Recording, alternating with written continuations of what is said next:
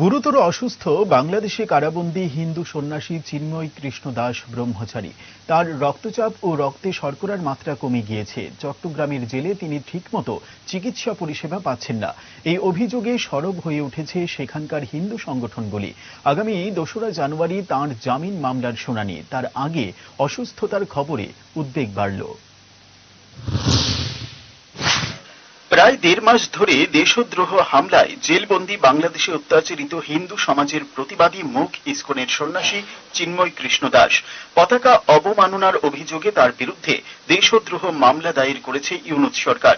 চট্টগ্রামের কারাগারে বন্দী করা হয়েছে তাকে। মেলেনি জামিন। আইনজীবীরা বারবার হুমকি আক্রমণের মুখে পড়ে মনোবল কিছুটা হারিয়েছেন। জামিন মামলার শুনানিতে একাধিকবার তারা আদালতে দাঁড়িয়ে সওয়াল করতে পারেননি, ফলে বারবার তা পিছিয়ে গিয়েছে। পরবর্তী শুনানি আগামী ২রা জানুয়ারি। তবে তার আগে চিন্ময় প্রভুর অসুস্থতার খবরে উদ্বেগ বাড়ল।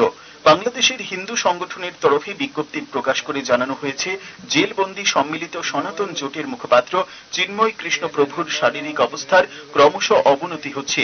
জেলে ঠিকমতো চিকিৎসা হচ্ছে না। এই অবস্থায় চিন্ময় প্রভুর দ্রুত আরোগ্য কামনায় দেশের সমস্ত হিন্দু এবং মন্দির কর্তৃপক্ষের কাছে অনুরোধ জানানো হচ্ছে, আগামী ১ জানুয়ারি বিশেষ প্রার্থনার আয়োজন করা হোক। ২রা জানুয়ারি ফের চট্টগ্রামের নিম্ন আদালতে চিন্ময় প্রভুর জামিনের শুনানি। ওই দিন তিনি যাতে জামিন পান তার জন্য আপ্রাণ চেষ্টা করছেন বর্ষিয়ান আইনজীবী Rabindra Ghosh. Bureau report, headlines Tripura national.